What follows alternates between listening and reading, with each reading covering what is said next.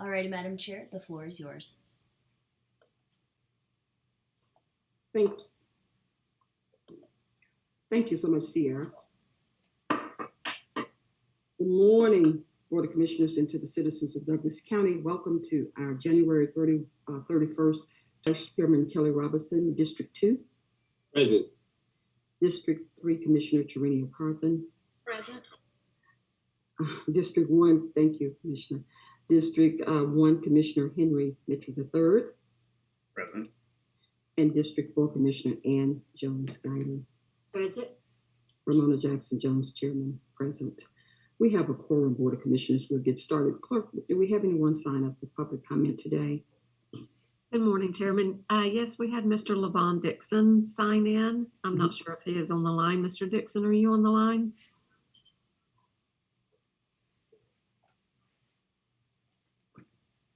Okay, Chairman, apparently not. Is there any other citizens that would like to speak this morning?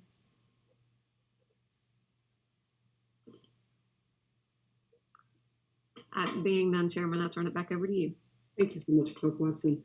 Board of Commissioners, we're going to move right on to tomorrow's agenda. Certainly looking at the approval of the minutes tomorrow. If you could just prepare accordingly, read them and review, and be prepared to approve or deny accordingly. Tomorrow we have a proclamation proclaiming February 12th, 2022 as Frederick Douglass Day in Douglas County, and that proclamation will be read by Dr. Ed Krebs. And then also we have another proclamation proclaiming February 2022 as Black History Month in Douglas County, and that will be read by our school board chair, Tracy Ruckert. Do we have any Deputy County Administrator business this morning? No business, Madam Chair. No business, Madam Chair. Okay, thank you so much, Mr. County Administrator Perry. We're going to move on to grants, which is tab number 6. Board of Commissioners, this is diving right into our agenda. Authorization for Douglas County Sheriff's Office to accept grant funds in the amount of $15,645 from the Homeland Security Grant Program, Georgia Emergency Management and Homeland Security, GEMA, to be used for the purchase of a recon robot, which is Recon Robotics, and amend the budget and authorize the chairman to sign all related documents. Do we have Lieutenant Colonel Powers on the line? Yes, ma'am. Good morning, Madam Chair. Good morning. Good morning.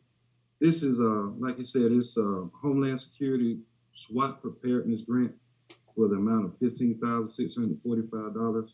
We'll initially pay it, but it is 100% reimbursement. It will replace our old model, and it is a deployable hand-thrown robot. It's used to go in for every operation for where we can't see.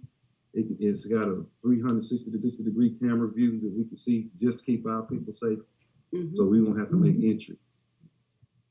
Okay. All right, thank you so much, Lieutenant Colonel. Board of Commissioners, do we have any questions for Lieutenant Colonel? Okay, thank you so much, Lieutenant Colonel Powers. Board of Commissioners, we're going to move. Do we have a question? Okay, Vice Chairman Robinson. No, go ahead, Ms. Johnson. I'm good. Oh, okay. We're going to move on to tab number 7. This is under our business items. Approval of an intergovernmental agreement for the Lee Road TAD 1 with the Development Authority of Douglas County, and authorize the chairman to sign all related documents. Our Executive Director of Development Authority, Chris Humphrey, are you on the line? Yes, Madam Chair, I am. You have the floor. Good morning. Thank you. Good morning, Madam Chair and Board of Commissioners. Thank you for allowing us to be on the agenda with you this morning. I've had the opportunity to speak with you all over the last week in regards to this agenda item. This is one of the next steps in our work with the Lee Road TAD. And so it is the intergovernmental agreement that basically allows for the Development Authority to continue to work on behalf of the Board of Commissioners as we engage with the private sector. And we've been doing this with Project Silver over the last several months. And as to kind of bring it down to more layman's terms, it's really just formalizing kind of what we already do on behalf of the Board of Commissioners as it relates to working with business and industry that is located here in Douglas County, but specifically being tied to the Lee Road TAD. This will enable us to then start in negotiations with those who are seeking to benefit from the TAD through the creation of a development agreement. Everything that we do has to be signed off on by you all as a Board of Commissioners. So every project that we bring to you, you will have the opportunity to review and approve or deny. We created this IGA through the support of the county attorney and their team. So we had a little bit of back and forth, just kind of finalizing all of the details of the intergovernmental agreement. And if Attorney Coleman wants to weigh in, I'll defer to him to weigh in on anything regards to the IGA. Thank you, Chris. Madam Chair, Commissioners, one of my colleagues at the firm, Sherman Golden, actually drafted and participated in the negotiation of the agreement. And Sherman is on the call if you have any specific questions about any of the provisions of the agreement or what it does. It generally provides and lists the administrative services that are going to be done by the Development Authority in conjunction with the TAD, and the compensation will be for the Development Authority will be based on its budget that it presents and be payable from TAD funds. But it's very, from what we understand and have tried to do, is make it very consistent with the services already provided. But Sherman Golden is on the phone if there are any particular questions that the board has about any particular provision of the agreement. We were happy to answer them. Thank you so much, Attorney Coleman. If it would be helpful for us to walk through the provisions of the agreement, each provision, and tell you what it says and what it does, we can do that if that's helpful. But if you've reviewed it already and you don't need that, you can just, we can just respond to questions. It's really your call, Madam Chair. Okay, I prefer to review the provisions if Golden could do that for us. Review those provisions. Sherman, are you on? Yes, I am. Good morning, Madam Chair and Board. So let's start with Article 1, which is on page 2 of the document. And you guys can just interrupt me if you have questions. Basically, Article 1 just sets out all the various definitions that we use in the document. I'll draw your particular attention to definition of the Act, which is the Redevelopment Powers Law. That's the Act that governs. Just 1 minute, Attorney Golden. If everyone could just mute your mics, I hear a lot of feedback. Everybody, please mute your mics if you're not speaking. Madam Chair? Mm-hmm. Vice Chairman Robinson. Yeah, this is a point of order. Are we about to be walked through an entire document, or are we just going to get the highlights? I want to be careful. We just want highlights. Yeah, just don't walk us through the entire document. I mean, I would suggest let us ask our questions first. I mean, let us respond to our interactions, and then y'all can legally wrap it all up. But Madam Chair, it's your call. That's fine. Yeah, just if you could just move forward with those highlights, very high-level highlights, and then the Board of Commissioners can certainly. Okay. Well, let's go to the meat of the document, which is Exhibit A, all the way at the end, right?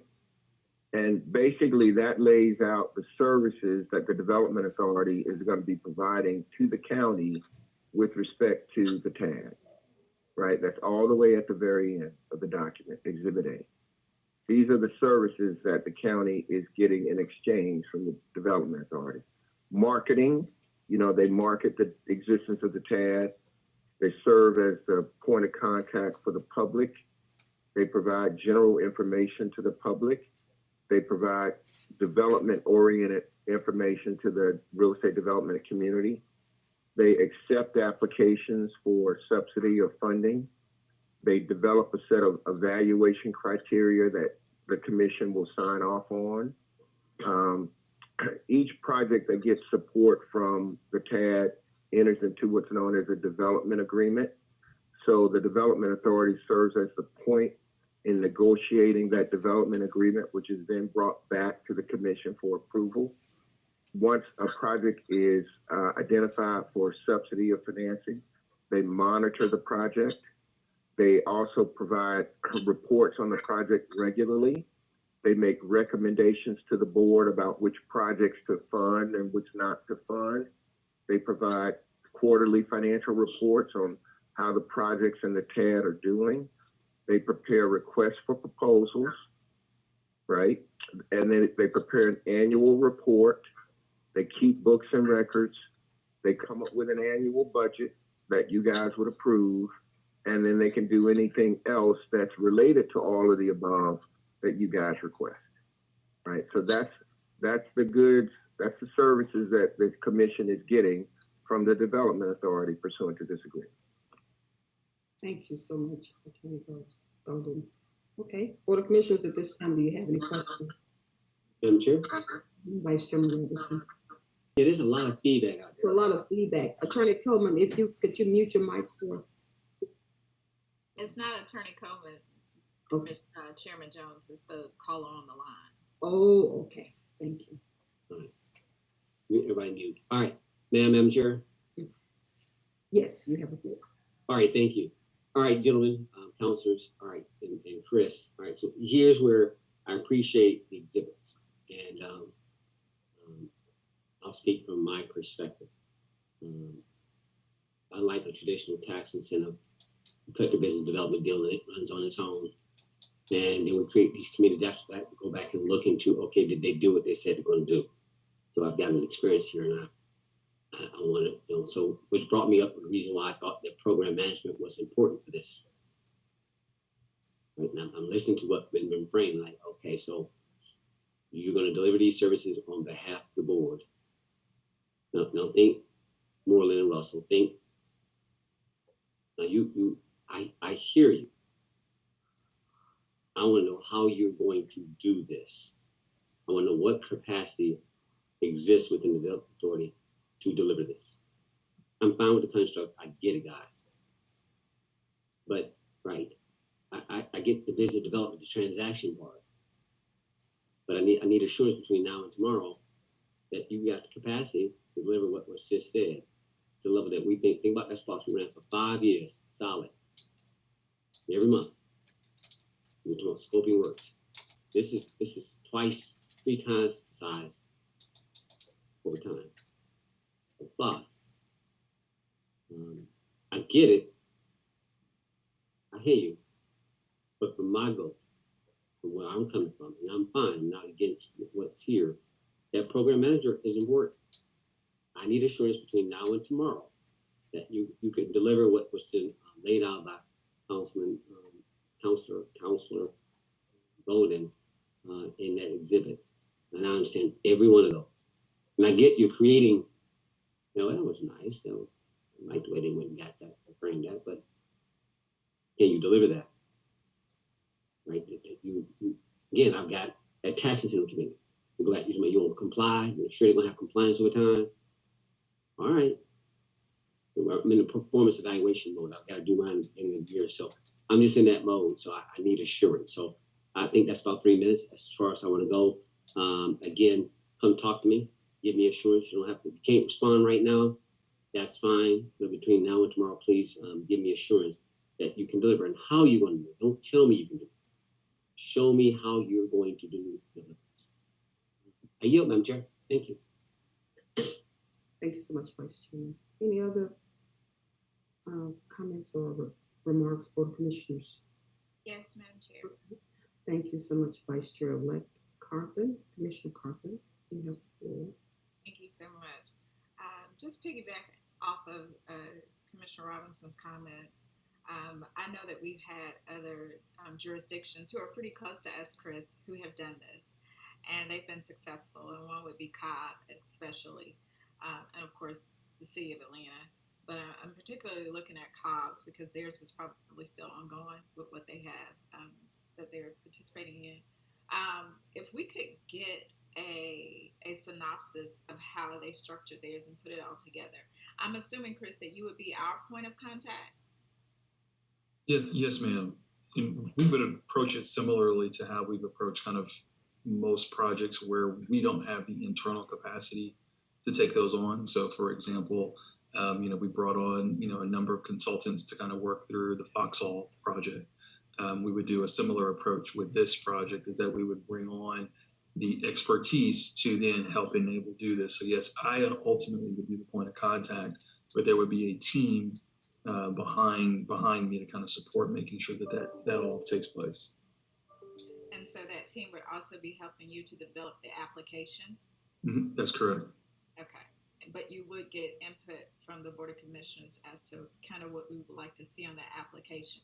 And so it'll line up with what the vision is going into that corridor, since it is, part of the Lee Road expansion. Yeah, 100%. So you all still remain the authority in this regard, and you set the guidelines. We will also be bringing kind of a form development agreement to you as well, that that will have your input into it as it relates to what future development agreements would be. But then kind of the implementation of all those things would be the responsibility of the development authority, with the support of the experts to help bring it to fruition. And then just as we work very closely with Attorney Coleman and Sherman Golden and kind of creating the IGA, and then the subsequent other documents, they would all be involved along with David Corbin. Okay, so, and the evaluation criteria, all of that would be handled with the experts and alongside the Board of Commissioners and our attorney. Absolutely. Okay. All right. And let me add that any contract to engage the outside experts will be subject to the approval of the board. Chris, is that correct? Yes, sir. Sorry, it took me a minute to get off mute. So, Commissioner, so the board will have the opportunity to approve the engagement of contractors engaged by the Development Authority, including any program manager that the Development Authority feels like it needs to help manage the developments. Okay. You just answered the next question. Okay, so thank you for reading my mind. You were going where I just wanted to go.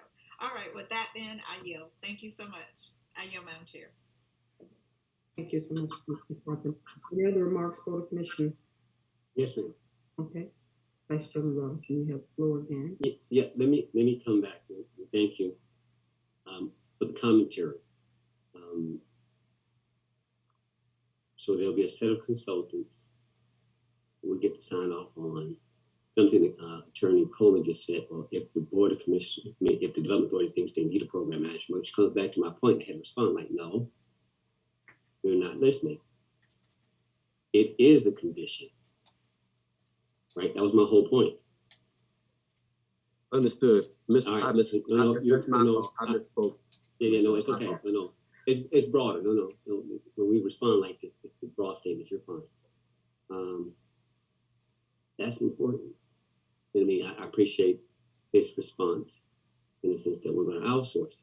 See, the way it's written as is, like, okay, let me get to my point. Right? Which is like, okay, we already know there's no capacity. It had to be stated. Right? We knew this. At least I knew. Right? And so I'm coming back to it needs to be acknowledged on the floor. Dismissal of comments and conditions are sort of like, okay, guys, this is important. Right? We know exactly I know what I'm looking at just for my comments. And so that's important. So, which brings you back to, okay, so so you're going to be the program manager, basically. I mean, this is framed like we're giving the Development Authority to be that. I need to think about this. We won't have to talk offline. I'm not going to go long on this because now I'm getting into, okay, well, who's selecting all the builders, the master, all that stuff that goes into, like, what now? Let me just think through this. All the guys are going to be at the table. All the guys are going to be eating. And that's the whole point of this. And so you got 24 hours. And I'm sure we won't belabor this. I need to understand how this is going to go down. We're saying we're selecting the Development Authority, but yet everything is coming back to us. It's a separate authority. We can't set compensation. They have full authority to do what they do, yet we sign off on. And I'm like, okay, I'm trying to work my way through this, and I'm not trying to overdo it. And I'm fine with the deal. I'm fine with the transaction, guys. I'm fine. My issue is more about, okay, let me make sure how this is going to go down, because we've not done the tab. And I just want to make sure it realizes what it's intended to do. Let me get back to what this is about. I want it to realize what it's intended to do. It will pay for infrastructure. Show me the numbers. So all I'm seeing is a framework. Everybody about to get the sign of that table. All right, y'all gonna run this model. Show me that it's going to pay for the things that I've got to go do. Show me that at least get to it. We know it can't guarantee it. I get that. But we've got to be more refined now as we move forward. I won't leave this place until there's an acknowledgement that, gosh, y'all got to be tired. I will not leave until I know there's an acknowledgement like, okay, show me. I'm telling the citizens like, no, this is a great project. It's going to look good and stuff. But if it does not realize, and everybody just ate for 5 years, then I'll have a problem. But anyway, you guys get my point and where I'm coming from. Come talk to me, Chris, afterwards. Madam Chair, I yield. Thank you. Thank you so much, Vice Chair. Any other comments forward? Okay. If not, we're going to move on. We have tab number 8, authorization to, and thank you, Chris, and thank you so much, Coleman, and thank you. Thank you. Goldman. Okay, thank you. We're going to move on to tab number 8, authorization to approve the 2022 Equitable Sharing Agreement and certification for the District Attorney's Office and authorize the chairman to sign all related documents. Mrs. Thompson on the line. Good morning, everyone. How are you? Oh, lady, you? Good. This is our annual reporting that we do for the Equitable Sharing. This is for our federal assets that we receive every year. And I have attached all the documents that need to be signed. Any questions from the board? All right, thank you so much. Thank you. Have a great day. You too. We're going to move on to tab number 9, Board of Commissioners, which is authorization to approve the 2022 Equitable Sharing Agreement and certification for Douglas County Sheriff's Office and authorize the chairman to sign all related documents subject to final legal review. Lieutenant Colonel Pounds. Yes, ma'am. This is our federal drug assets as well. Just an annual report, just the money going in and going out. And I think it has been reviewed by legal, if I'm not mistaken. Okay.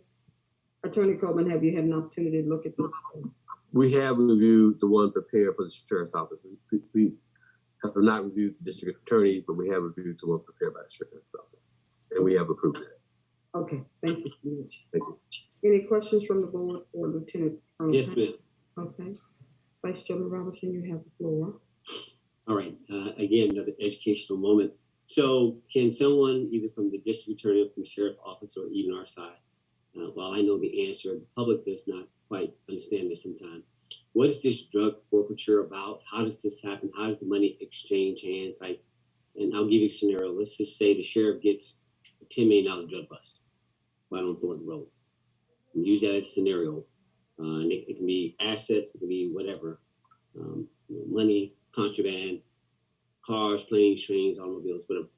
For the public, it's more education. You don't have to go long, but what is this mechanism that you're talking about? How does this relate to all that?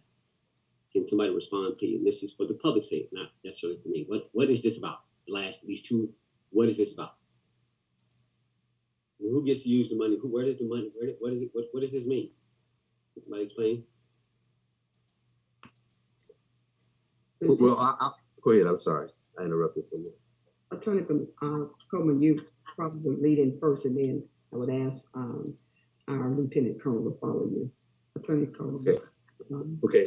So the Equitable Sharing Program relates to assets that are seized by the federal government in conjunction with local officials in connection with criminal activities. And this Equitable Sharing Agreement provides that those assets will be shared with the local government so that the local government can then use those monies for particular purposes as defined in the statute. And in connection with this, the certification requires us every year to certify the money that has been received what was spent the previous year, whether or not there were any actions involving that agency in connection with civil rights violations or other constitutional issues. That certification is required by the government in order to receive the funds for the next year. Lieutenant Colonel Pounds, is that consistent with your understanding, and the district attorney? Yes, I have Chief Connor right here with me. He's about to explain that to you. So the federal asset forfeiture is when we have somebody attached to a federal agency, or we assist a federal agency, and any proceeds from any organized crime that they seize, then we get a portion of that, and it goes in our federal drug account, and then that money has to be used to buy equipment, to pay for training, and there's a list of rules that goes with that. And it can't be used to supplement the yearly budget. The state asset forfeiture is the more of a local level. It's used in your local drug dealers when they have assets.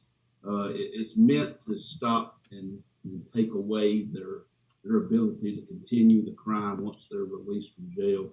And so that asset forfeiture is put in the state drug account, and it basically has the same rules, just on the state level. Right. And I'm sorry, go ahead. No, you go, keep going, Chief. You got some more to add. You're fine. And you know, when we do a state level, it runs to the district attorney's office, and we split that. They get 10% for filing the paperwork, and we keep the remaining 90%. We also, when we've got the fine unit on the interstate, when they happen upon some cartel level drugs or money or seizures that way, we split that 45-45 with us and the CPD, and then the district attorney's office gets 10% for the filing of the paperwork. But it's all used to substitute and provide equipment that we don't have the money for in the budget. All right. Thank you both, all three of y'all, for weighing in on that. That was sufficient. Again, you got to where I was going, Chief, what was split, and how this is carved up. And you brought up a good point, which is this is you guys' money. The board cannot have any say and use it to as an offset to our responsibilities to those respective constitutional offices. So that's where I was going. And you guys you did good. Thank you, Madam Chair. I yield back. Thank you so much, Commissioner Robinson. Any other remarks, board? Okay. And thank you so much, Lieutenant Colonel Pounds and Chief as well. We're going to move on to tab number 10, authorization for Douglas County Sheriff's Office to renew contract with the Correct Health for healthcare services to inmates in the jail at an annual base amount of $2,109,059.42, effective January 1st, 2022 through December 31st, 2022, and authorize the chairman to sign all related documents pending final legal review. Lieutenant Colonel Pounds, you have the floor again. Yes, Madam Chair. It went up this year a little for 9% due to inflation and just medical healthcare costs. We are considering a different bid because we had some bad service in the past, but that was due to shortage of employees, but now it's picked up. So, but we still have a bid in process just in case we need to go and get someone else. So we are aware that we have to bid this out every so often, and the sheriff is aware of that, but he right now is content with that work and he's keeping a close eye on that. He also feels that this is the best situation for the inmates that are in his care. Okay. Any questions from the board? Yes. Vice Chairman Robinson, you have the floor. Thank you. All right. So how long have we been, how long has Correct Health had this contract?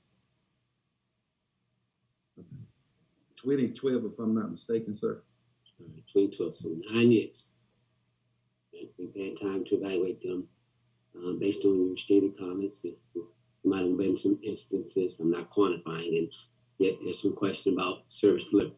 You've got a bid out there that you're on pause, you're right out the bubble. That's my takeaway from your comments. That okay? Is this the only it's just a gal at the dance that you could invite, my point is, you don't have to settle. Right. In fact, and it sounds like, and again, I get it. I'm good. We know it's the sheriff. We understand. So I have to at least express it since we got to pay for it. Which is like, look, you don't have to do that way. You're going to put something out and make sure you got assurance. You don't have to sell yourself on a service provider. Right? If you're uncomfortable, you share. We got y'all.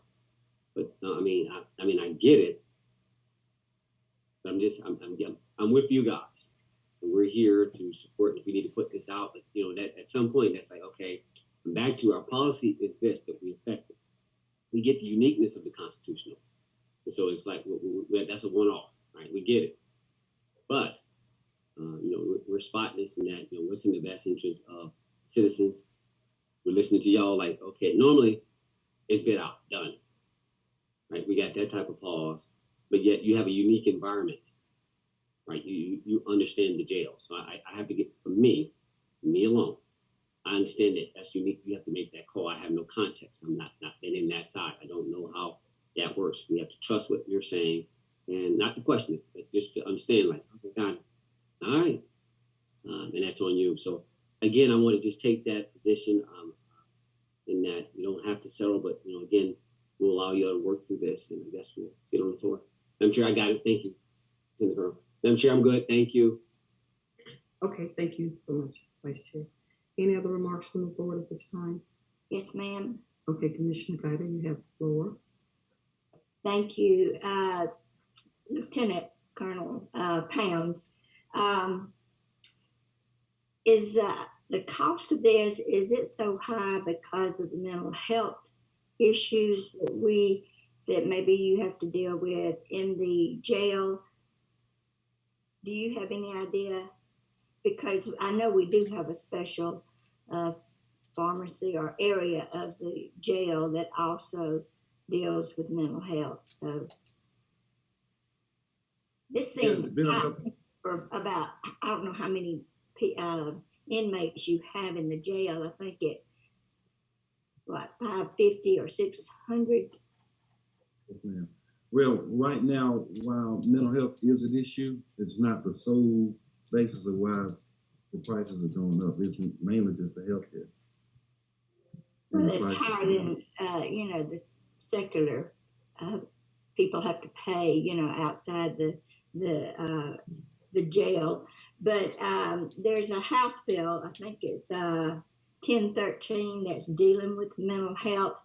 Speaker of the House is pushing it. So it will probably fly through the legislature this year. You might want to look at it because there is one portion of it that deals with law enforcement. So just and jail diversion plans in lieu of going to jail. Duly noted, ma'am. I appreciate it. All right, that's House Bill 1013. All right, thank you. Yep. Thank you. Bye. Thank you so much, Commissioner Guider. Any other remarks? Commissioner Carpenter. Thank you. Colonel Lieutenant Pounds, my question to you is, has the inmate population gone down or has it gone up, which would cause this increase? Pretty much the same. Yes, it is. During the pandemic, it got a little bit lower because we weren't taking as many people in, but now we're trying to get back to getting more people in. But even with that, it wasn't a significant change in the population. Okay, so this is just the cost of doing business. It's costing more, like everything else is going up. Everybody is commanding more for the services that they provide. Yeah, their problem was on correct health. Their issue was that they had to hire more staff, and because they were just like everywhere else, no one was wanting to work for whatever reason. And so they're passing it on to us. Okay. Got you. All right. Understood. Thank you. No further questions, Madam Chair. Thank you. Thank you so much, Commissioner Carpenter. Any other questions for Lieutenant Colonel Pounds? If not, We're going to move on. Thank you so much, Lieutenant Colonel. Thank you. All right. We're going to move on to our next item, Board of Commissioners, which will be authorization to issue, and this tab number 11, by the way, authorization to issue on-demand services contract task order number 1 to Wood Environment and Infrastructure Solutions, Inc., in the amount not to exceed $150,000 for geotechnical services pursuant to provisions of solicitation 21-014 for services during construction of the Lee Road Phase 2 widening project P1 number 004428 to be funded from the 2016 SPLOST funds allocated to the project and authorize the chairman to sign all related documents subject to final legal review. Director Valentine, you have the floor. Good morning, Madam Chair and Commissioners. As we get prepared for the construction of the Lee Road project, this is one of the items that we will need during the 2-year construction cycle. And it is structured so that there's testing for performance of the materials, both at the federal level and the state level, to ensure that we meet all of the requirements for testing. It is structured in such a way that it is not to exceed an estimated amount of $150,000 during the 2-year cycle of the project. However, the actual payout will be based on actual number of tests conducted during that period. Okay, thank you so much, Director Valentine. Any questions for our Director or Commissioners regarding this testing? Okay, thank you.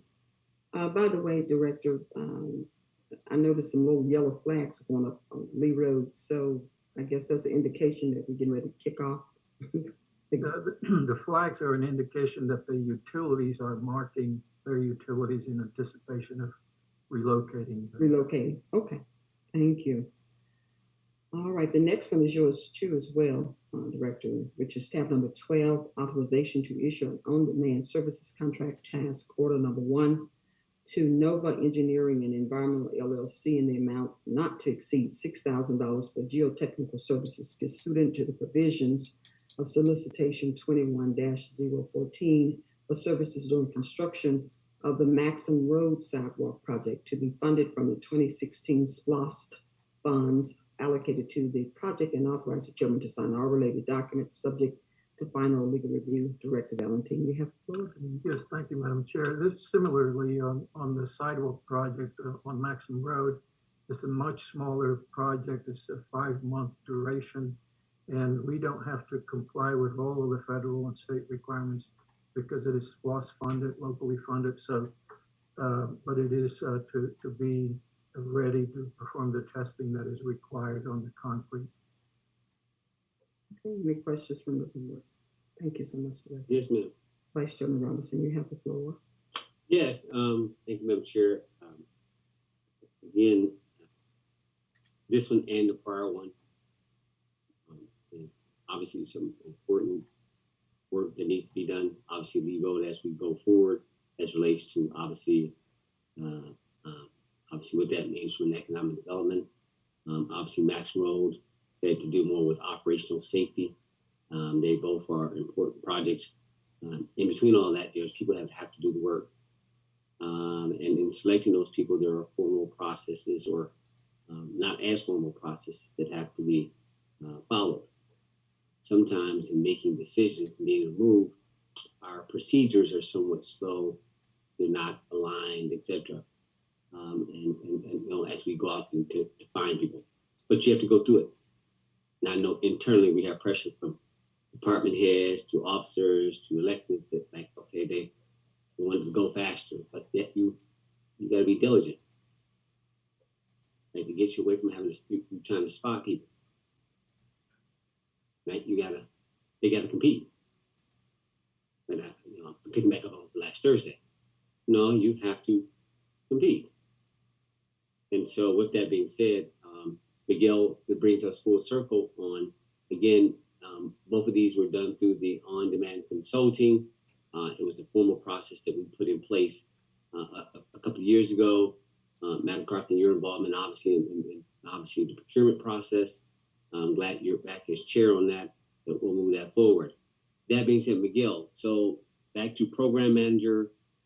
We are moving forward on that process. Yes. Yes. Yes, we are. So you got what, 8 current for everybody, primarily in transportation. We have these formal buckets of consultants that are on standby. They've been screened. They now on the list. It's what's called a short list. And all we have to do is issue task orders, and it moves. Not that's the whole point of making people understand that. Look, you don't have to go through that for professional services. Learn the rules. Compete. Well, how do we need to do this? Well, that's why we have forums to educate the public, educate those people who want to break in. But yet you have to go through the process. So Miguel, from a program manager, we will, and I'm sure I know we have a new officers on board. I don't know when you're going to bring that forward, but that's one of the first orders of business. We got a lot of projects deal with program managers. Yet one more time, we don't have the internal capacity to deliver, and so that's that was a long way of saying, and I'm sure we need to move on that program manager. And Miguel, you are involved in this, right? You're prepared to go forward with this as we talk about our transportation committee. Can you speak to that, please? Yeah, certainly. We actually, it's probably a couple of years ago now, maybe as much as 3 years, we went through the request for qualification process to get those buckets filled of vendors that are qualified. And so those are available. We did not at that time anticipate having program management or contract administration as such part of one of the areas. So we're looking to move forward with another fresh solicitation for that purpose. So initially we had 9 buckets, if you will, areas of expertise that were pre-qualified, both to be able to handle federal projects, state projects, and local projects. And similarly, we will do another solicitation just for the program management and contract administration component. And we'll qualify a number of firms for that.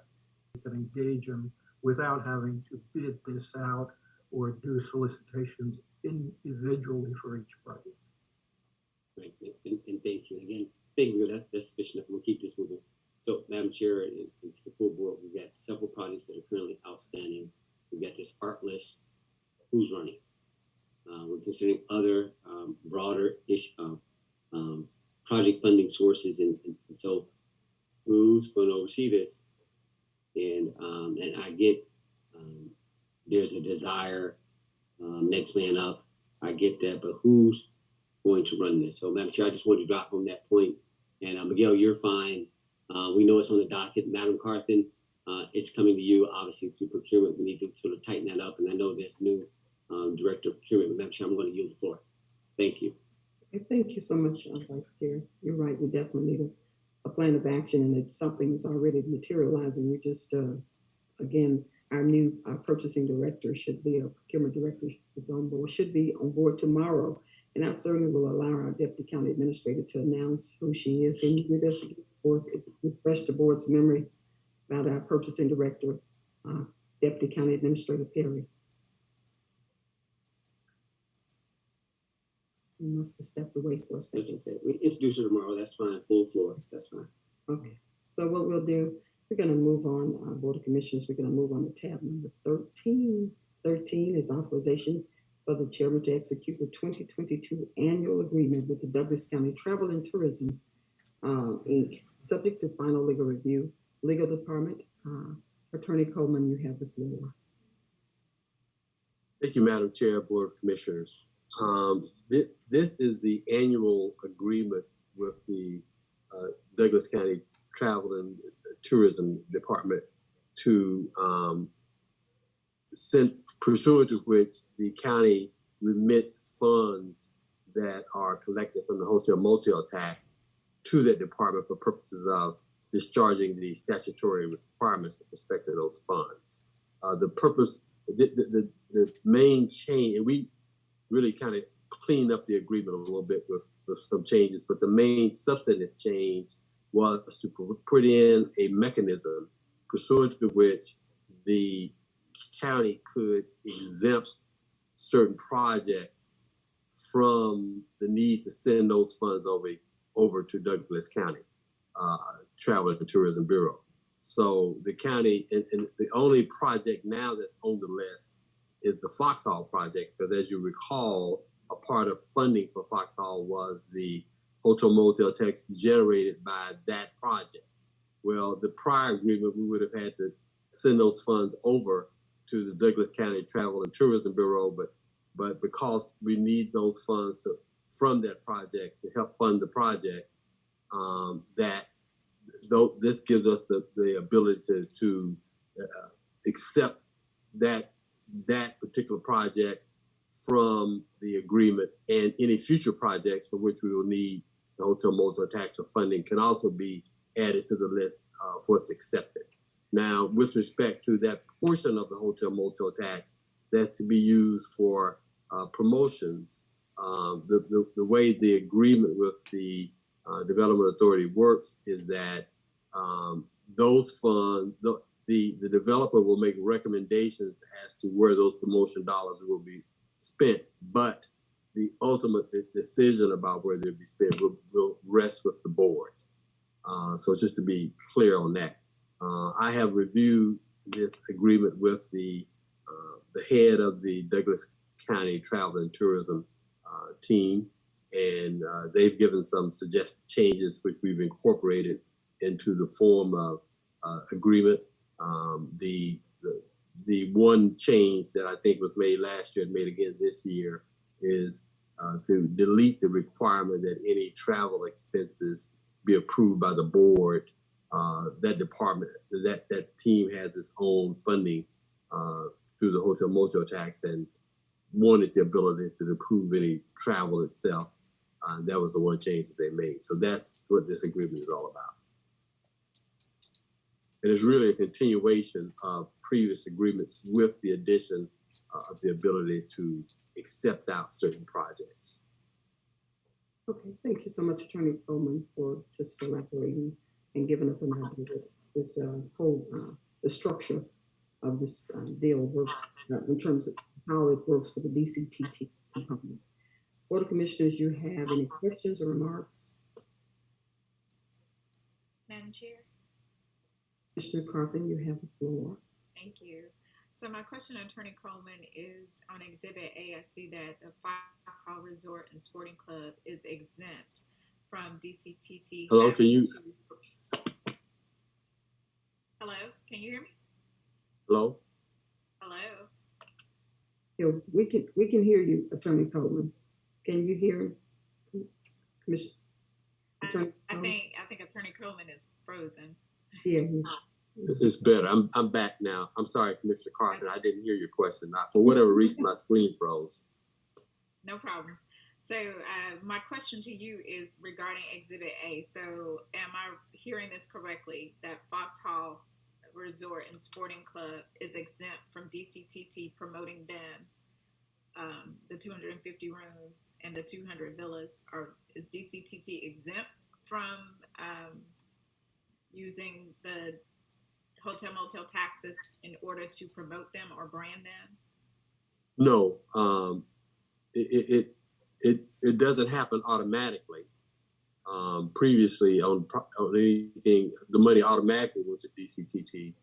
The way it works now, and the way it was set up in the agreement regarding Foxhall, is that Foxhall, the development team of Foxhall, will make recommendations to the board regarding promotions and who will, spend those promotion dollars, and the board will ultimately decide. Okay. So it's not automatically that DCTT will do it, but you'll hear the recommendations from Foxhall, and Foxhall may recommend DCTT, or it may recommend others. The board can ultimately decide we prefer that DCTT do the promotion, but ultimately it'll be the board's decision. Okay, fair enough. And Chairman Jones, are you okay with this particular agreement? Does it line up with what you and I were thinking? Yes, it does. I've actually been working with Attorney Coleman and also with our president of DCTT, Dorsha Simmons, and I believe we're all in agreement. Okay, all right, fair enough. Just for additional clarity, that doesn't apply to the portion of the funds that's to be used for facilities and things like that. Those funds will go to help repay the bonds. They will not go to DCTT. Correct. But the promotion dollars will be ultimately a decision by the board. The board. Correct. Mhm. Fair enough. Okay. Thank you so much for working this out. And with that, Madam Chair, I yield. Okay, thank you so much, Commissioner Compton. Any other questions for Attorney Coleman? If not, thank you so much, Attorney Coleman. We do have our Deputy County Administrator on the line. He's here. He stepped away just for a second. Deputy County Administrator, if you could just share with the board about, and also the citizens of Douglas County regarding our new procurement director that's coming on board tomorrow, February 1st. Madam Chair, I'm excited about that. Let me see. Can you hear me, Madam Chair? Yes, I can. Mm-hmm. So I'm excited about that. And first of all, good morning to you. Good morning to the Board of Commissioners. Stepped away for a second, and as fate would have it, you called on me. My assistant, my partner in crime, told me that I need to get back. So, but you know, our procurement director starts tomorrow. I'm excited about it. Her name is LaTanya Ammons.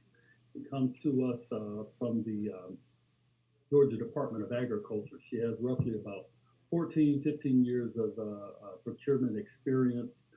She has a master's in economics and an undergraduate in mathematics. She has actually been here at the courthouse a couple of times, and you know, even participated in some procurement related issues and helped us walk through a few issues that we were dealing with. So we are excited about this hire and excited to have LaTanya on board. So she'll be in tomorrow, as you mentioned, and be glad to allow her to introduce herself possibly tomorrow at the commission meeting. Absolutely, that would be great for the Board of Commissioners and the citizens who can familiarize themselves with our new procurement director. So thank you so much, Deputy County Administrator. All right. If there are no questions about our new procurement director, Board of Commissioners, do you have any comments at this time? I'm Yes. opening up. Okay, Vice Chair Robinson, you have the floor. Thank you, Madam Chair. To the full board, and to acknowledge the public, 2 weeks ago, an assignment was given regarding the budget, to which it was agreed to send it down into finance and work with the finance, send it to the finance committee and work with finance to aggregate a list and to reconcile the budget. And this was an audible at the line of scrimmage. It's not like something we've done in the past, but it was, I thought it was important to advocate for us to sort of look at, okay, so what happened in last year's budget process? So with that being said, this won't be long, but I would like Director Miller to step up and be prepared to share your screen with the public and the Board of Commissioners on what we're calling the budget verification process. And at the conclusion of this, the board will determine where the board wants to go. It was a pleasure to work with Commissioner Guider at our first Finance Committee meeting. She and I had an exchange offline, and I'm clear. And I think we're going to work well together in ensuring this thing works the way it's supposed to work. So to all those elected that had comments, it's like, okay, so where are we? This is where we are now. So Director Miller, please step up. Good morning. Can everyone see my screen? Yes. Can y'all see the screen? Deputy. We Okay. can Yep, all right, we're good. Okay, thank you so much. So as the commissioner mentioned, we did receive additions to general fund's budget and also the capital. What is before you this morning and what you see now is the general fund. So I would like to go over the additions that I received after the budget was adopted. And as you remember, the budget was adopted at $104 million, 104.6. After this amendment, this proposed amendment, the budget is proposed at 105.7 million. To balance the budget, there would be, we would have to use fund balance, general funds balance at 1.1 million. Now I would like to go over what makes up the 1.1 million. The first is the coroner's office. I have listed COVID-19 test kits. However, I'm still waiting on the dollar amount and if this will be an addition. So I just have to be determined now. So of course, it's not included in the 1.1 million. However, I just wanted a placeholder. The next is salary and wage adjustments for $20,000. The next office is the district attorney's office, and it's listed 3 paralegals full-time at $174,000. We have full-time investigators, 3 needed at $261,000. And we have 5 interns at $10,000. The next is human resources. We have a full-time HRS compensation analyst at $72,500. And I would like to point out the salaries for each position does include benefits. We have part-time HR assistant at $17,000, and we have HR director salary.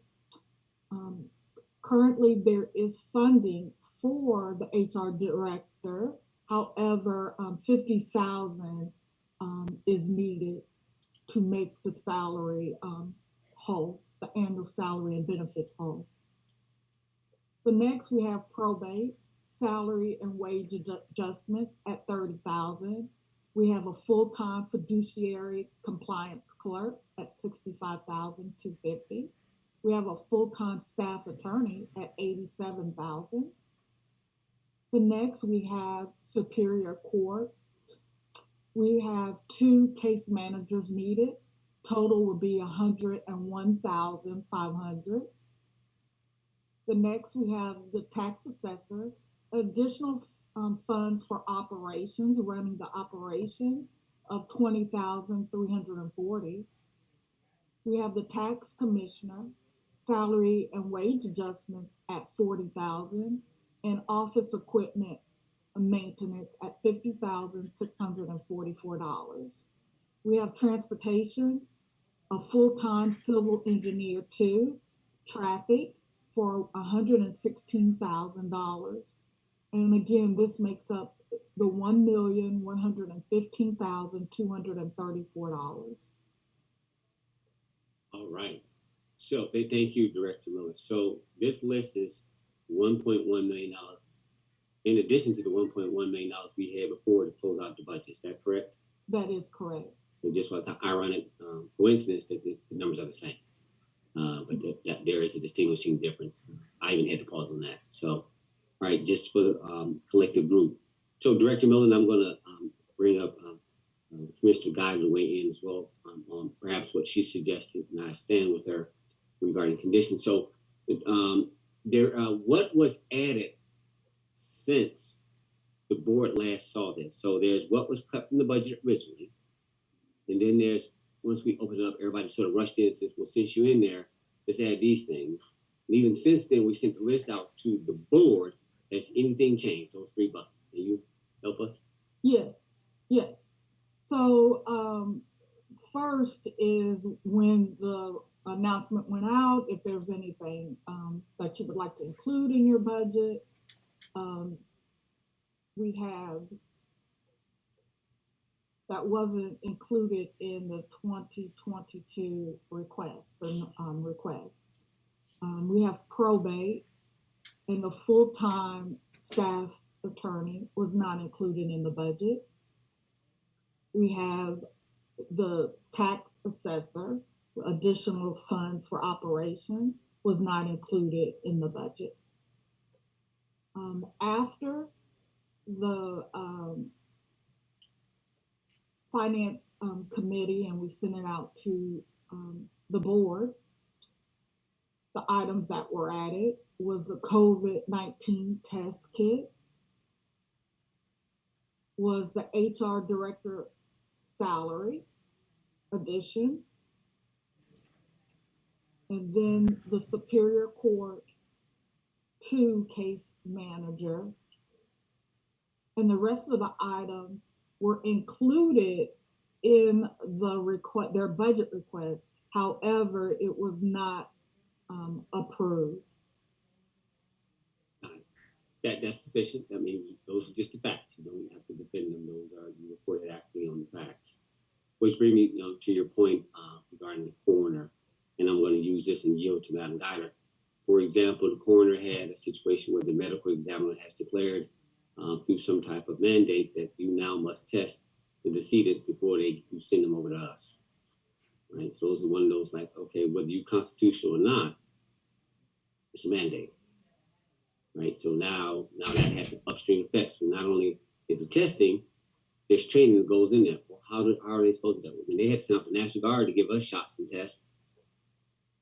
And just now in this mandate, like, okay, you got to go figure this out. There's also a training component. Now, whether this is to be done, thank you for having the placeholder, because whether it's we got to get it done. So Dr. Neymar, whomever, like, okay, where's the training? Where's the kids? We need to pay for that. Like, okay, because the mandate is in play now.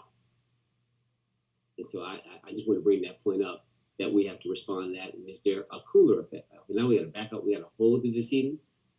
What does that mean? What? That's not mine resolved, but it's enough to make me like, okay, I got you, Madam Coroner, but look what just happened. And so the administration has to be able to respond to that, and we have to acknowledge it. So there are instances where things happen that it had nothing to do with the budget process. It's just from on high.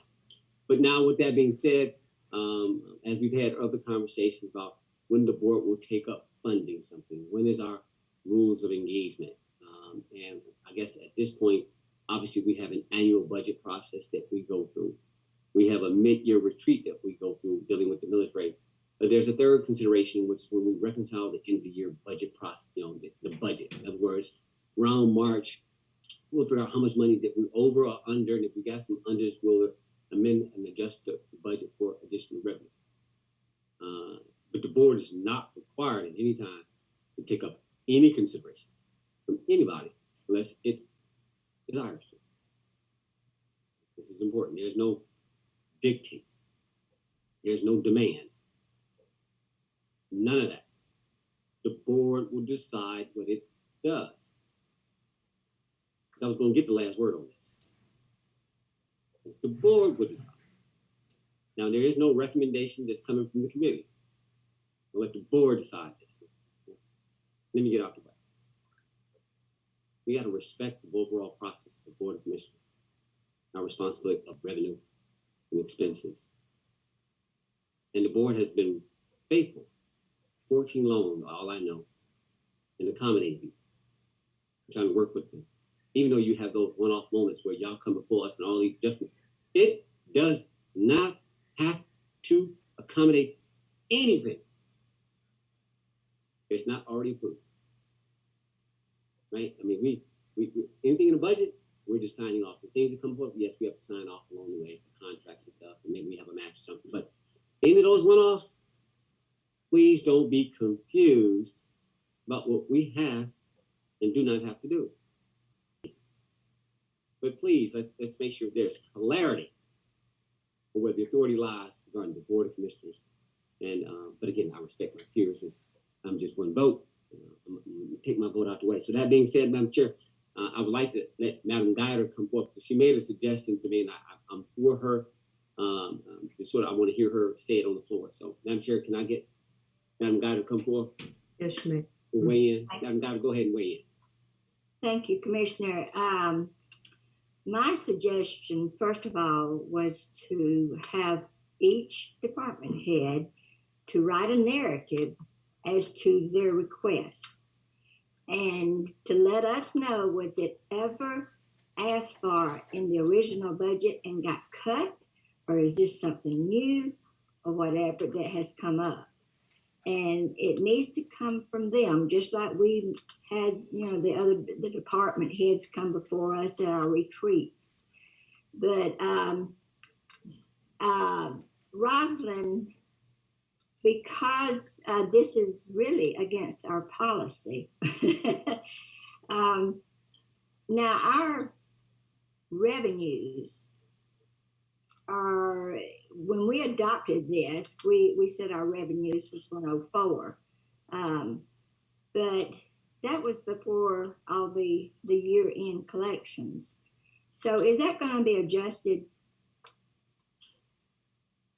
Yes, if the board chooses to adjust it, if you're talking about 2022, yes, we would do a budget amendment. But it would be the revenues is what I'm specifically talking about. In other words, we brought in more revenues than what we estimated when we set our budget. Right, but you would have to do a budget amendment because the revenue that we're receiving now would goes be in the general fund. Right, and it would be for 2021 books. And for 2022, you just use that prior year revenue to come up with your budget.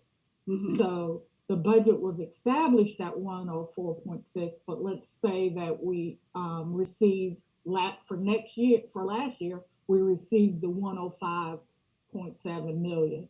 Then the board would we would have to do a budget amendment. We would have to spread upon the minutes a budget amendment to bump it up to whatever last year's revenue is. It doesn't automatically happen. We would have to actually, do a budget amendment. I understand. Okay. And but I do, and I sent the email or the text back to you, and I think I copied Vice Chair Robinson on it, that I thought the narrative ought to come from that department head. They need to justify why they're coming back at this late hour. And as he said, I'd like to reiterate, we may not have the funds to do any of this, but some of these have changed since I talked to the elected officials. So it's a growing thing. We need to, I hope it's cut off now, and their time limit as far as any recommendations that they would have for their department, it has now expired as far as any additional ones. But because I see some things on here after, I talked with officials, and it's grown from that. So we need to have them try to justify these figures to satisfy the entire board. Is that right, Commissioner Robinson? Yeah. Okay. Okay. You got it. But and some things may have come up after we did our budget that they did not foresee at the time, But some of these salary adjustments, I don't remember them being on there. So anyway, I'm going to leave it at that. We have until the end of March to be looking at this and receiving the narratives from the department heads and the elected officials. Okay, and I yield back. Right. Thank you. Madam Chair? Mm-hmm. Yes. I just want to make my closeout comment now. So, all right. So thank you, Mr. Guider. And again, to your point, it was acknowledged, again, what was cut, what was added, and what was added again. But to her point, it needs to be written, right? And it's coming before, not necessarily us alone, it's the public, right? Yes, we're required at times to provide for the various areas. We get that, but we don't have to carry your responsibility of public transparency and public scrutiny, right? So that's one thing. So if we do, then there needs to be a respect for doing that, is my point. And so I'm messaging, right? So that being said, we agreed as to post, we believe in inclusion, This committee decided, like, no, we're not. We're going to let it go administrative concurrence straight forward. We're not going to make a recommendation on what to do. The board weighs in, the full board. And so to the board, I'd like to make one thing to take into my next finance committee, unless there's 3 people that are against, we'll take up a formality on codifying what the formal process is for the budget. So it's clear. These are times that we'll revisit. These three times of amendment only. And we'll put some exceptions in there. And I think that's what we'll work through that with the full boards weighing in on what are the exceptions that we will consider. And there will be things popped up like the corner as a mandate. Hey, we got to deal with this. We got to roll. So we're not saying that that it's so ironclad. We want to make sure it's clear so they're just like, there is no pressure. Right? There is no pressure. There is none. It's just like, okay, we'll come back to this. So now that we've come back to this, Madam Chair, again, if you guys have no problem, we'll go back in the finance committee and come up with, as relates to a formal process. As relates to what's on the table right now, Madam Chair, I guess it's before the board, because again, this is not on the agenda.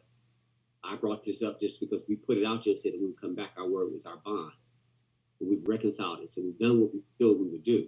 It is up to the board to decide on how they want to take this up.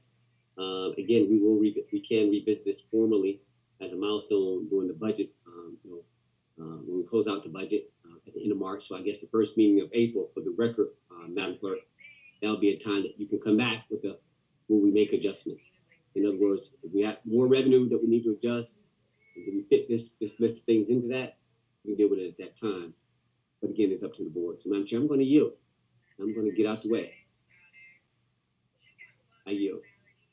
Thank you so much, Vice Chair. I believe Rosalind has an addition to her adjustments. One is related to capital, and the last one is fire services, EMS.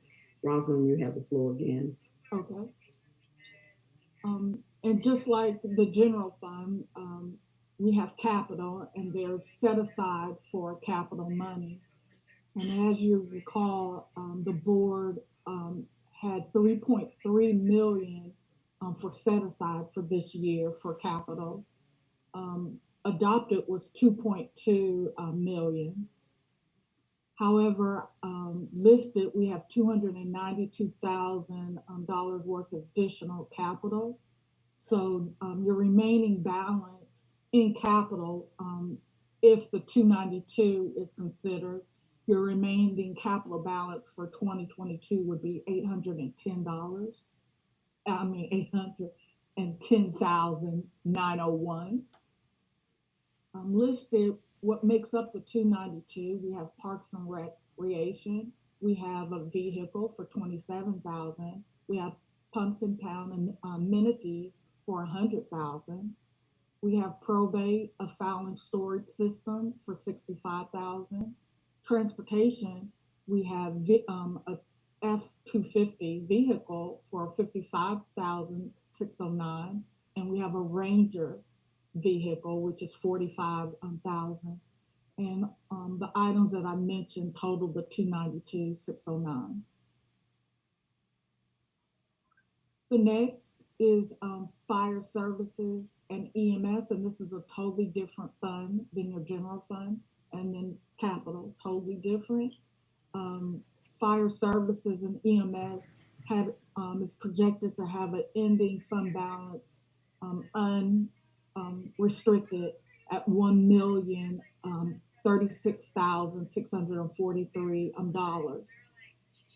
Fire services and EMS is requesting to reduce their fund balance by $500,000 to take care of their operating budget, which was cut from their request.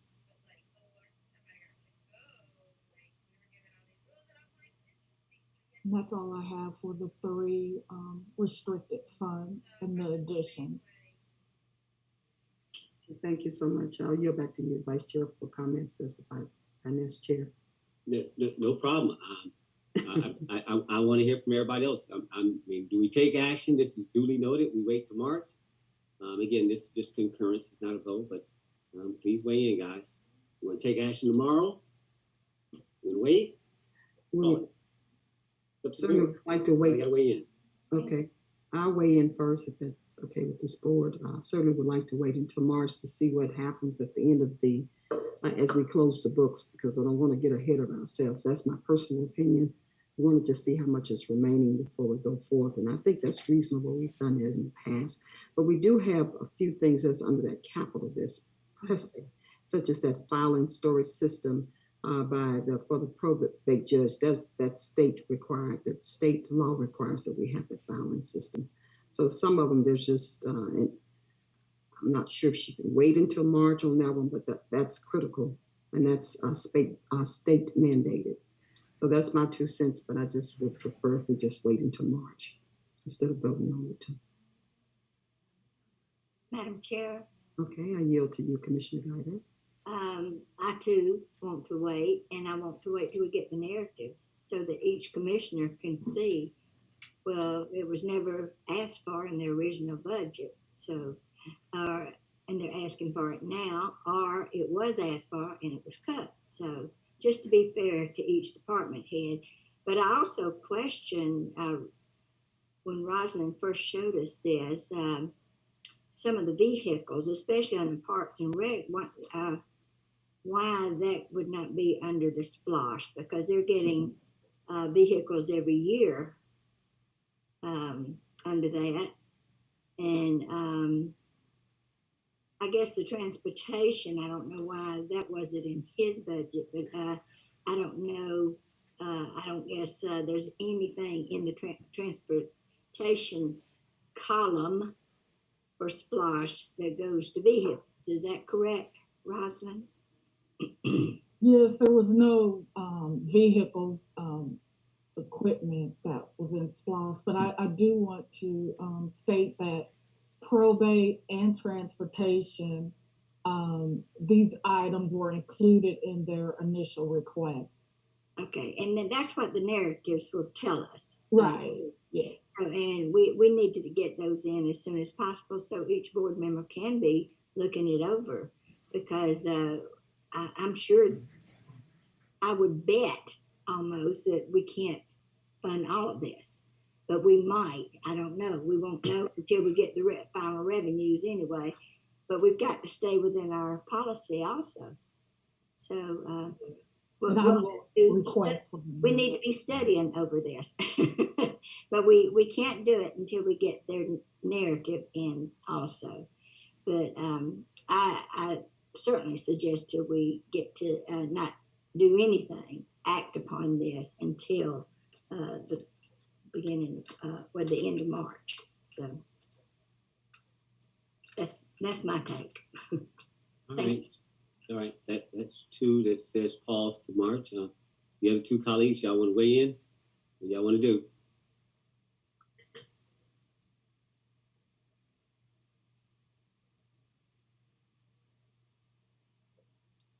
I think I'll just, Madam Chair. You have the floor. Okay, yeah, so I too, because I want to kind of do some further review and looking this fairly over, because I agree we might need to pause. But back to your initial conversation about what's mandated. How do you move that without moving the entire this in its entirety, or just pause on this in its entirety? That's my only question, but I would be inclined to pause. And I yield. Thank you, Commissioner Mitchell. You have the floor again, Vice Chair Robinson, as the chairman of the Finance Committee. Oh, yeah. Again, mandates, I'll use the probate. They have a filing system. We provided it. It's just that they've outgrown it. And so, again, we have to be allowed to plan for that. Somebody shows up and says, I got a need. That's like with anything. Like, okay, let's work through this. Now, we're only talking about today. What, it's February? We're talking about, what, 45 days? Yeah. That's 2 months? I mean, yeah. I mean, you just gave them a fully loaded budget. Like, I mean, how many times we gave away $500,000, and we still haven't realized, you know, I mean, right? So, I mean, sufficiently, if it's a mandate, we will accommodate it accordingly. And again, those are the one-offs. Remember, it's always the will of the board. If there's any one thing that comes along, the board wants to do it, the board can do it. We're just trying to keep it. What I was trying to do is make sure that we're all clear that look, let's all move together on the same page. Let's make sure we set expectations to the public and to our peers that are asking for funding of how the process works. But you're not entitled to a yes on any one thing as a collective body. It's just that whenever somebody, we all, at least you got to get a minimum of 3 people to agree to do it a certain way and according to a set of rules. But even then, it's what the board wants to do. So he's weighed in, I got him, and we'll clarify that in the process though. But to your point, when we have exceptions, that was my whole point. We got 3 times we're saying that we want to revisit budget by default. And again, when there's exceptions like a mandate, how will we handle that? So we'll take that up in our committee accordingly, and we'll respond back respectfully to Commissioner from 1st District. All right, Madam Chair, I'm going to yield back. Madam Carthen, weigh in, please. Here, we can get out of here. Sure, I'm gonna let you out because I'm gonna be quick. Madam Chair, my question is in regards to the line item under the coroner's request, the COVID-19 test kits. Can we not put that under ARPA funds or what we have left over, if we have anything left over from the amount of appropriations that we gave to the Douglas County Health Department? So with Lisa Crossman and EMAR, Dr. Crossman, is there a way that we can take this request and move it over to there so that it would not count against our general fund budget? Has that been thought of, or was that thought about during the Finance Committee meeting? I'm not sure if it was discussed during the Finance Committee meeting, but certainly that's a good gesture. I'll look at the budget. We do have a few funds, I believe, remaining from this state COVID-19 funding. They're making something available to allow us to purchase those test kits for our decedents, to allow us to at least conform to the request of the medical examiner's office. So that we have enough funding to answer your question. Okay. So that'll ease some of the pressure of this. Yeah, I would. So if we could just do that. So I thank you for looking at that. So that'll take care of that line item. The rest, I am in agreement with my colleagues. Let's wait till after the books are closed in March, and we can look at it either the first or the second meeting in April, so that we can determine it. Again, we don't want to go over our policy, which is not to accept a budget or to approve a budget that's over the funds that we collected for the prior year. So since 2021 is not yet closed, let's close those books and let's do everything in decency and in order. And with that, Madam Chair, I yield. Okay, thank you so much. Madam Chair? Vice Chairman Johnson. Yeah, to Commissioner Carthen's point, no, the assignment was not to address funding sources. It was to aggregate everybody's request to the board, and then out of that, we will determine how we will actually apply the funding mechanism. So it was not to get ahead, right? But to take it as is. So no, we didn't. I want to make sure I responded. No, we weren't. That wasn't the assignment, because again, that gets into how it's up to the board. Right. It's up to the board. So again, yeah, I could have nudged it that way, but no, it's to make them all appreciate the process. Right? Everybody got to appreciate this process. That like this is how it's done, duly noted. But heard right as far as as if the board decided to go, but it's not relevant right now. We sort of sitting here. Well, what do y'all want to do? That the whole point of all this is what does the board want to do? There's no G money side deals. There's no exclusion of votes and voices. Everybody win, right? We can get this right. So duly noted.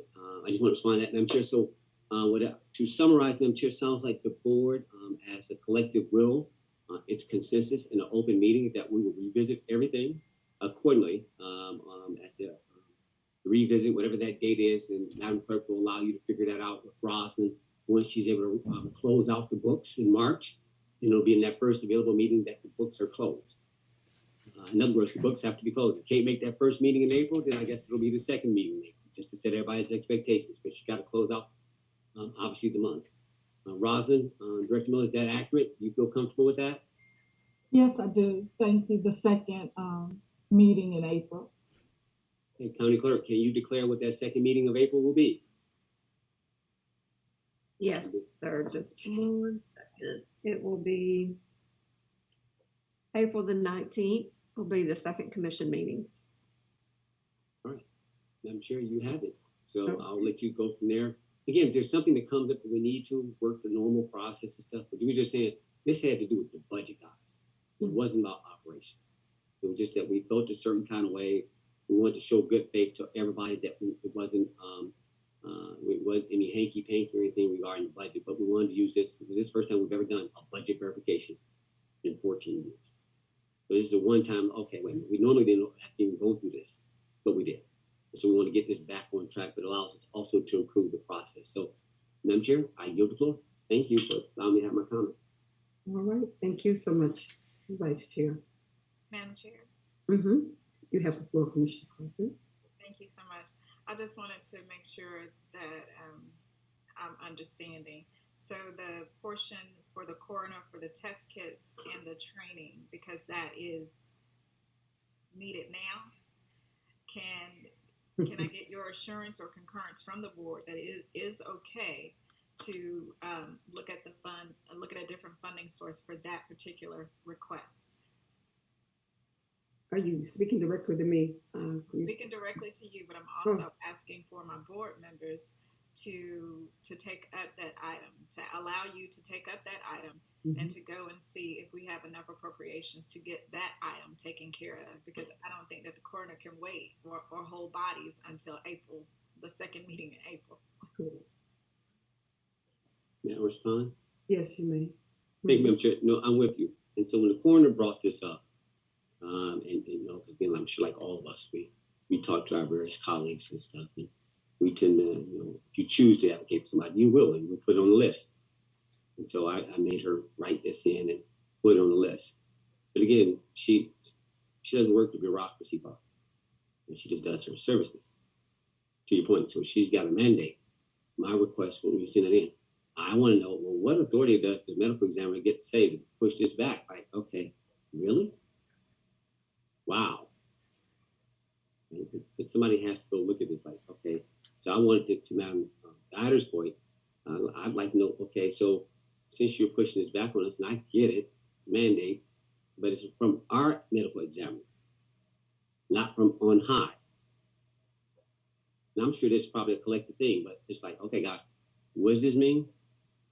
And so, Madam Chair, I asked you when it came across, we had side comments, but this is where you have to stay on the floor.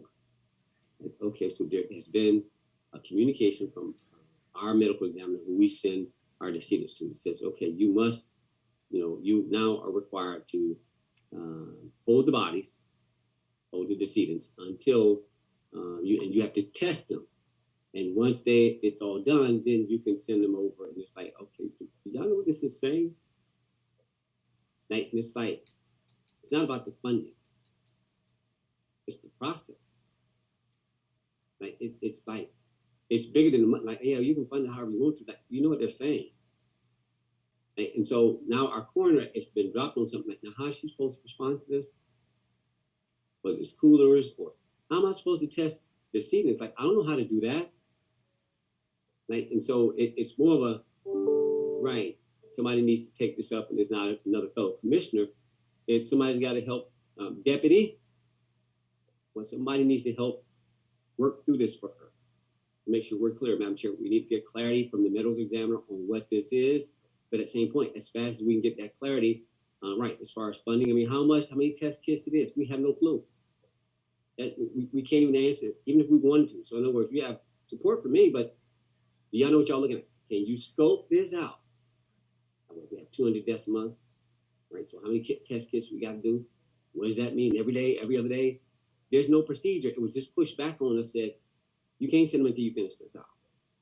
So can you even scope this right? That's why it was the TBD. It's more than just us, like, look, our job is just appropriate. Now somebody on the executive side needs to go and help provide support for that colleague of ours and make sure we get an answer, right? I mean, get an answer. I mean, it's great we got colleagues to get on TV and do all that. And, okay, but can y'all get us some help? Can you help clarify what this just meant? so that we can do an appropriate amount of appropriations for it. Because that's why the finance committee didn't take it up. Like, well, we won't have enough input. We're not the thought leader on this. Right? So we need somebody in the executive side, the administrative side, to help cover this and to clarify this. And so the fastest that y'all can go. Now, this email came in about a week or so ago. That's what I'm saying. There are times before we come back up, when Congress comes back to take stuff, that life happens. But who's owning it? That I'm back to. So, Deputy, here's a chance for you. Deputy Administrator, if he's still out there, he might be in class, but make sure somebody covers him. Madam Chair, I'd say that he needs to go get this answer and close the gap. Follow up and close the gap to something that she just brought up that I believe is appropriate. It needs to move fast. I yield. All right, thank you so much. Any other remarks for okay. I just want to close by saying thank you so much, District 1 Commissioner Henry Mitchell III. I appreciate you just needing clarification regarding whether the probate judge regarding her filing system. I just want to just clarify, and I was not implying that we move quickly. I agree with the board. I want us to go with a package deal in at the end of March, or should I say April, when we make our decision. I just wanted to say that one is just when we do get to April, and if we get to the 1 yard line and you all decide, the board decide we don't want to get anything, that's one that we have to make an exception on. That's all.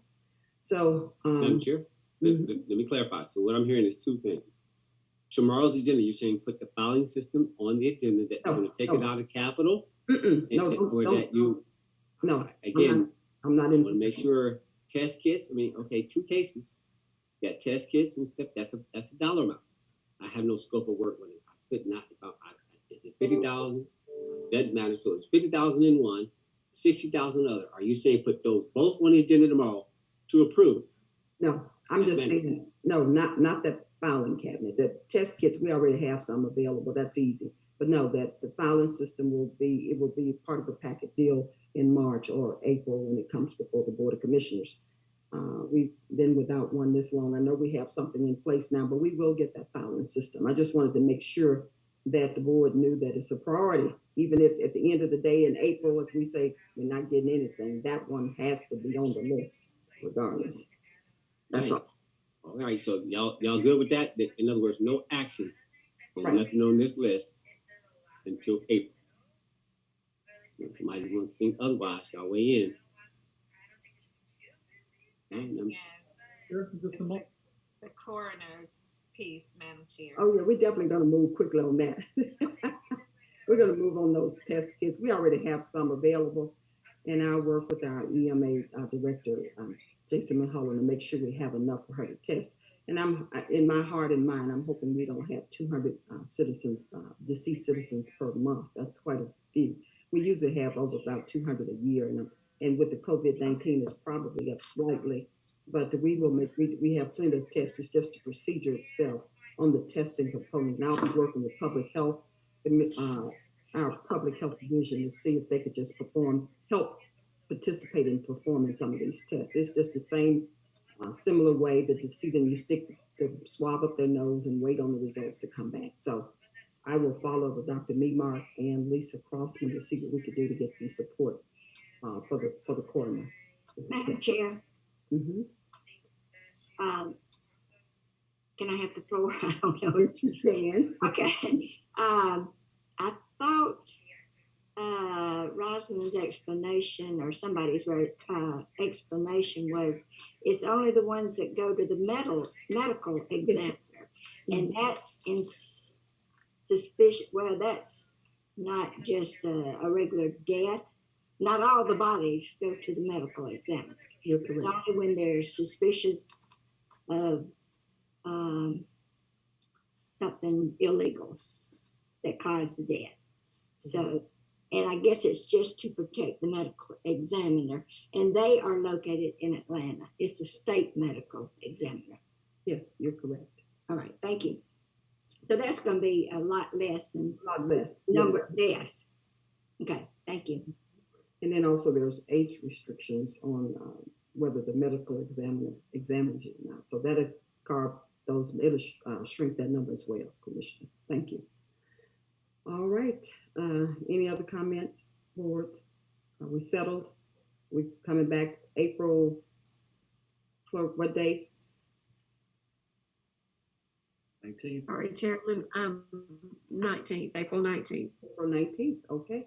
All right. All right, if we're settled, we'll move on to, our county administrator, deputy county administrator has a comment. Your hand is raised. Yes, Madam Chair, just real quickly to Vice Chair's point about the coroner and test kits and being there to assist her. We were due to actually have lunch on last week, and this is one of the items I was going to talk with her about.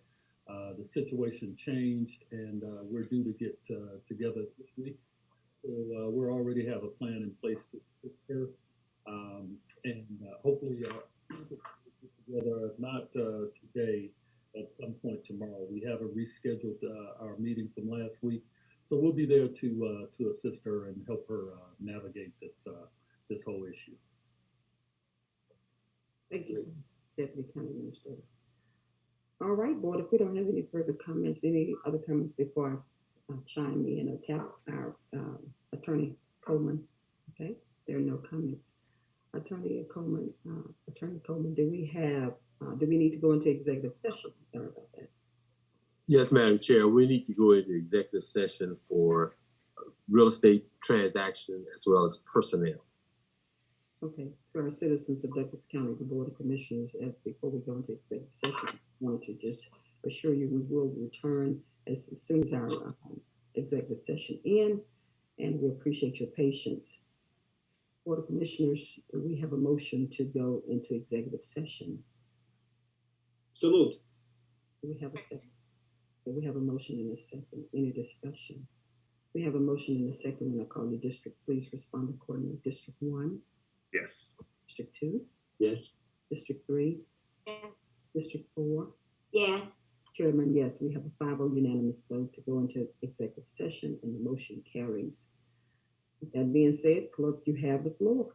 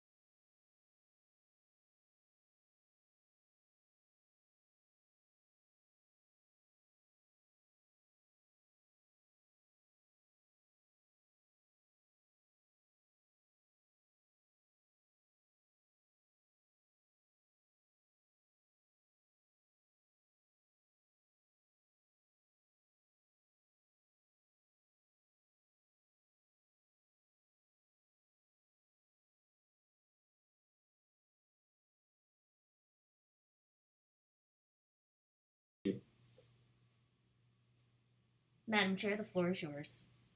All right, thank you so much, Sierra. Board of Commissioners, again, thank you for engaging in our executive session. Our executive session has ended and we've returned, and certainly just ask if you all want to scan the room with the board to make sure there are no further remarks. Are there any further remarks for the day? Look forward to our meeting tomorrow, which is February 1st, which is our legislative session. And our legislative meeting will be held virtually due again to the Omicron variant. Our numbers again in Douglas County are still hovering around that 1,300 per 100,000 in terms of the variance, and that's still high. We really want 100 per 100,000. We really have some ground game to make up. But I ask everyone just to continue to adhere to the safety measures, the 3 W's, and I know I've ingrained them in all of our minds. Just please just be mindful.